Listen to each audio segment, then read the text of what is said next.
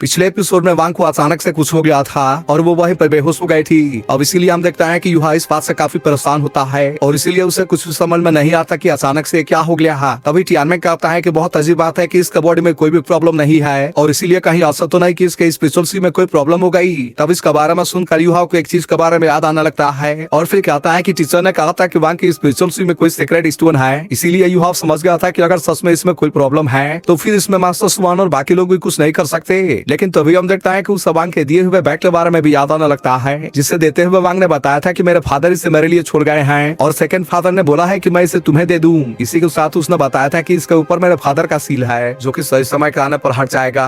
अब इसीलिए इसके बारे में सोचकर युवा भी इस बात से परेशान होने लगता है और कहता है कि कहीं ऐसा तो नहीं कि अंकल न्यू को पहले से इसके बारे में पता था। इसके बाद हम देखता है कि वो इसके अंदर देखने की कोशिश करता है लेकिन असल में इसके ऊपर सील लगी हुई थी और इसीलिए वो इसे इतना आसानी से नहीं देख पाता। वही दौरान हम देखता है कि टियानमेन भी ये सारी चीजें देख रहा था और कहता है कि वैसे तो ये सील बहुत ही नाजुक है लेकिन फिर भी तुम अपने मेंटल ताकत से इसे नहीं खोल सकते।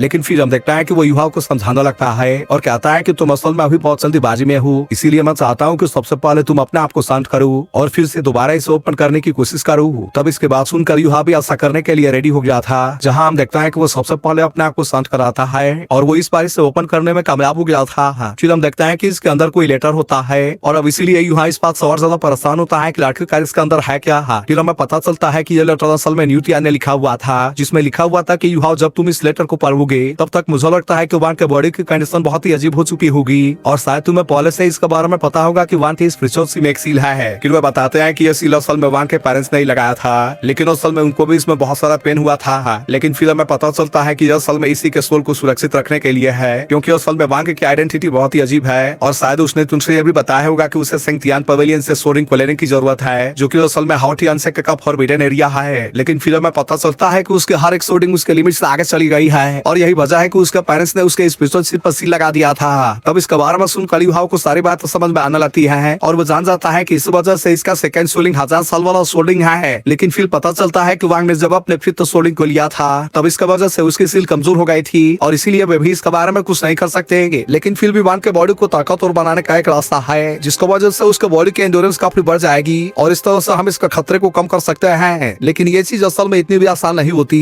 क्योंकि इसके लिए फ्रेश हर की जरूरत होगी और इसका नाम है हार्ट ब्रोकन रेड। लेकिन सबसे बड़ी प्रॉब्लम यह है कि ये क्लास असल में तियानहुन एम्पायर के सनसेट फॉरेस्ट में मिलेगी और ये जिस जगह पर है उसका नाम है आइस एंड फायर आई। अब इसीलिए हम देखता है कि युहा इसे लेने के लिए निकल गया था, लेकिन वही हम देखता है कि वांग यू ने भी इसे देख लिया था और इसीलिए वो इसके पीछे आने लगती है। लेकिन इस बार युहा कहता है कि मैं अभी किसी जरूरी काम से बाहर जा रहा हूँ और इसीलिए तुम मेरे वापस आने तक का वेट करो। तब इसके ऐसे बात सुनकर वांग यू पूछते हैं कि आखिरकार तुम जा कहाँ रहे हो। लेकिन इस पर युहा कहता है कि तुम मुझे अकेला छोड़ दो। लेकिन वही हम देखता है कि वांग यू अभी भी मानने वाली नहीं होती और वो फिर से युहा के पीछे आने लगती है। तब इसका वजह हम देखता है कि युहा इसके ऊपर गुस्सा होने लगता है और कहता है कि तुम मेरी बात क्यों नहीं मान रही हो। लेकिन इस पर वांग यू पूछती है कि आखिरकार हुआ क्या है, क्योंकि तुम्हारा चेहरा पूरी तरह से चेंज हो गया है। जिसके बाद युहा बताता है कि मुझे किसी को बताना है। तब यह सुनकर वांग यू समझ जाती है कि जरूरी वांग के लिए है, इसीलिए वो कहने लगती है कि मैं इसके बारे में समझ गई, क्योंकि केवल वही है जिसके लिए तुम ये सब कर सकते हो।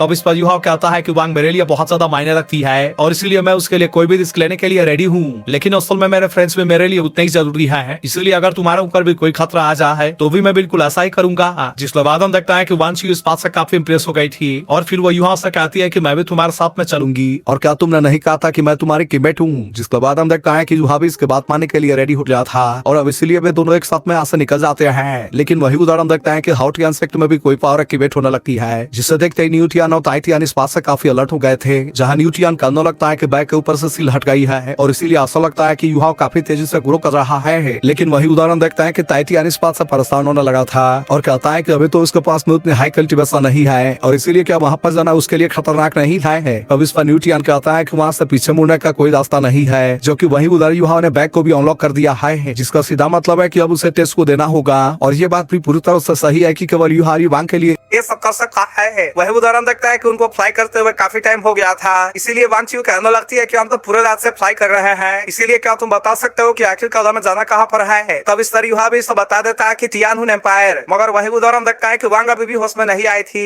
इसीलिए सभी लोग इसके बारे में सोचकर काफी परेशान होते हैं और वही बेचाने लगता है कि आखिरकार युहा इस टाइम गया कहाँ पर है। तभी हम देखता है कि सियाओ भागते हुए इनके पास में आती है और बताती है कि मुझे सिर्फ सिटी गार्ड से इसके बारे में पता चला है और युहा असल में टाउन से बाहर गया हुआ है और इसके अलावा उसके साथ में वांग यू भी थी। वही उधर हम देखता है कि कि अब वे दोनों काफी दूर आ गए थे, जहाँ पर यूहान कहता है कि अब हम टियानो एम्पायर में एंटर करने वाले हैं। मगर तभी हम देखता है कि वहाँ के गार्ड्स ने भी इनको देख लिया था और इसीलिए वे तुरंत इनके पीछे आने लगते हैं। तभी इनकी कैप्टन इनसे कहने लगती है कि तुम टियानो एम्पायर में एंटर किए हो, इसीलिए मैं चाहते हूँ कि जल्दी से तुम यहाँ पर लैंड करो ताकि हम तुम्हारा आइडेंटिटी के बारे में चेक कर सकें। लेकिन इसे देखते ही वह पसंद गया था कि यह तो असल में डूसू है और ये तो असल में टियानो एम्पायर से है। फिर हमें पता चलता है कि बहुत समय पहले जंगल में इनकी मुलाकात हुई थी। तभी हम देखते हैं कि वांग चू इनको निपटाने के लिए जाने लगती है। फिर हम देखता है कि उसने अपने मेंटल पावर का यूज करके इनको रोक दिया था। फिर वो इनसे कहता है कि तुम हमें रोकने के लिए बिल्कुल भी कोशिश मत करना, नहीं तो फिर इसका अंजाम बहुत ही बुरा होगा। मगर वही हम देखता है कि वेनार इसका आवाज को पहचान गई थी और इसीलिए वो भी सोचने लगती है कि क्या ये यू हाउ है। तभी इसका आदमी कहता है कि क्या हमें आउटपोस्ट पे इसके बारे में बता देना चाहिए ताकि वे सामने से इनको रोक सके।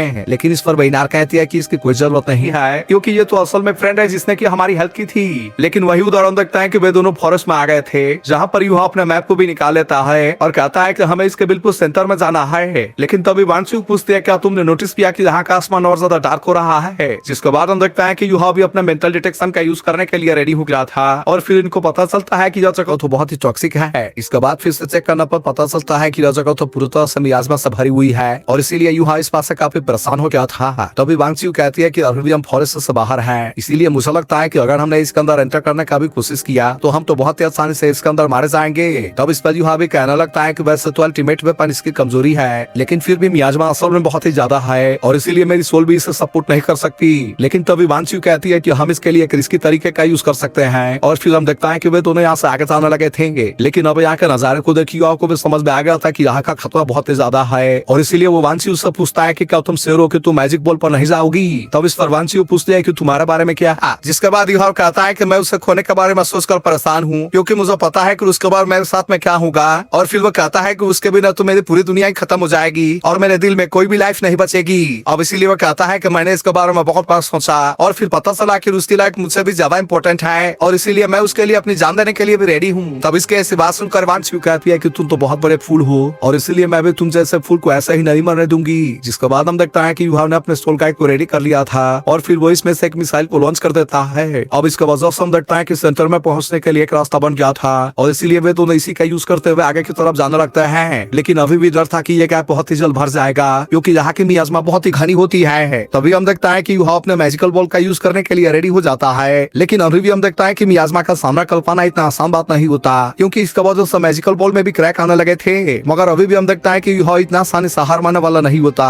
और इसीलिए वो आगे की तरफ जाता रहता है। लेकिन तभी हम देखता है कि यूहा की पावर खत्म होने लगी थी, इसीलिए हम देखता है कि वांगचू तुरंत ही अपने पावर का यूज करने लगती है और अब इस तरह से यहाँ से आगे की तरफ जाने लगे थे। लेकिन तभी उसको पता चलता है कि अब पूरी जगह रेयर पॉइजन वाले सोलबिस प्लांट से भरी हुई है और इसके वजह से यहाँ की मियाजमा इतनी घनी है। मगर अभी भी हम देखता है कि वे इतना आसानी से रुकने वाले नहीं होते क्योंकि वे अपने डेस्टिनेशन के बहुत नजदीक में आ गए थे। लेकिन अब इसी के साथ हम देखता है कि इनकी सोल पावर भी कंज्यूम हो गई थी और अब इसीलिए इनके पास में केवल वुल्फ पे सोल बन के यूज करने का प्लान बाकी था। कि हमें पता चलता है कि यह प्लान असल में वांगचू ने बना था, जहाँ उसने कहा था कि हमें इसके लिए रिस्की तरीके का यूज करना होगा और फिर उसने कहा था कि तुम सबसे पहले वुल्फ के सोल बन को एब्जॉर्ब कर लो।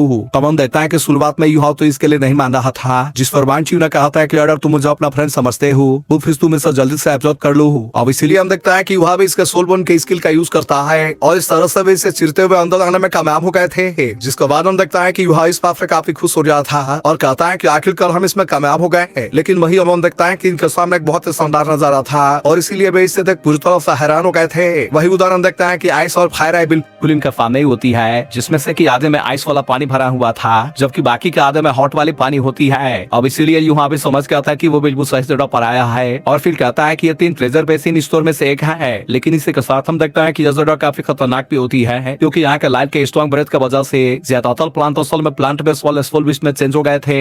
वही उदाहरण देखता है कि वांगचू भी इस बात से काफी हैरान हो गई थी और वे इसे बड़े ध्यान से देखने लगते हैं। तभी इसी भी हम देखता है कि इन पर फायरबॉल से अटैक होने वाला था, लेकिन फिर भी यूहा ने इसे सही समय पर नोटिस कर लिया था और इसीलिए वो इस अटैक से बहुत आसानी से बच जाते हैं। लेकिन अब इसके वजह से हम देखता है कि वे काफी परेशान हो गए थे क्योंकि अब इनके सामने ही कोई पावर जनरेट होने लगती है, जहाँ पर हम देखता है कि असल में कोई प्लांट ही होती है और कहने लगती है कि आज फायर के आई में आने की तुम्हारी हिम्मत कैसे हो गई। तब इससे देख वांगचू कहती है कि ये तो इंसान के जैसा बात कर रही है और इसीलिए ऐसा लगता है कि कम से कम 1 लाख साल की जरूर होगी। लेकिन इस पर वो कहने लगती है कि मैं असल में 1 लाख साल बाद सोलबिस नहीं हूँ, बल्कि ये चीज असल में केवल आइस फायर आई के नरिशमेंट की वजह से है क्योंकि यहाँ के 1 दिन की ग्रोथ बाहर के 10 दिन के ग्रोथ का बराबर है और इसीलिए भले ही मैं केवल 10,000 साल की हूँ लेकिन फिर भी मेरी ताकत 1 लाख साल के बराबर हो चुकी है। तभी यूहा कहने लगता है कि सीनियर मैं यहाँ पर किसी गलत इरादे से नहीं आया हूँ, बल्कि मैं यहाँ पर किसी को बचाने के लिए आया हूँ। लेकिन हम देखता है कि वो इन पर यकीन करने के लिए बिल्कुल भी रेडी नहीं होती और वो अपने पाल का यूज करके अटैक करना शुरू कर देती है। लेकिन तभी अचानक से हम देखता है कि ये प्लांट एक लड़की के रूप में चेंज होने लगती है और अब इस तरह से वो एक फायर गर्ल बन गई थी। लेकिन वहीं हम देखता है कि वे दोनों भी इसका सामना करने के लिए रेडी हो गए थे। इसीलिए फायर गर्ल जैसे इन पर अटैक करने के लिए आती है, हम देखता है कि युहा अपने आइस पावर का यूज करके इसे रोकता है, लेकिन वो असल में इस कपाल को बहुत ही आसानी से ब्रेक कर देती है। लेकिन फिर भी हम देखता है कि युहा ने अपने आप को इसका अटैक से बचा लिया था और फिर भी दोनों एक साथ में इस पर अटैक करने के लिए आते हैं। लेकिन हम देखता है कि फायर गर्ल भी अपने आप को इनके अटैक से बहुत आसानी से बचा लेती है और इसी के साथ उसने इन पर अटैक भी कर दिया था। लेकिन अभी भी हम देखता है कि वे इतना आसानी से हार मानने वाले नहीं होते, इसीलिए युहा ने अपने सोल गाइड वेपन का यूज करके इस पर अटैक कर दिया था,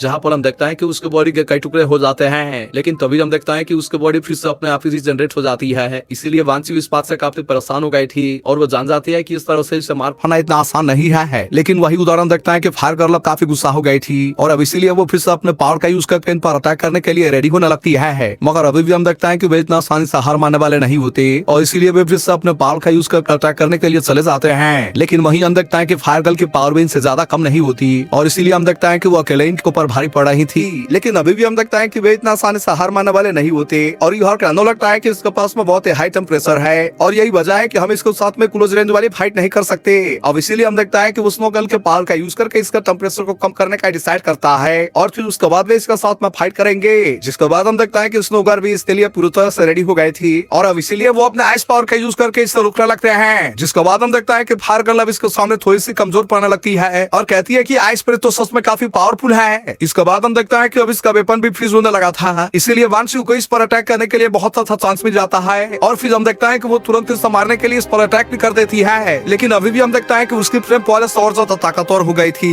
और इसीलिए युहा इस बात से काफी हैरान होता है। तो क्या आपको लगता है कि युहा फायर गर्ल को हराने में कामयाब हो पाएगा? इसके बारे में कमेंट करके जरूर बताना। अगर आपको ये वीडियो अच्छी लगी तो इस वीडियो को एक लाइक करके चैनल को सब्सक्राइब कर ले, क्योंकि इसका नेक्स्ट पार्ट बहुत जल्दी आने वाला है। Thank you very much.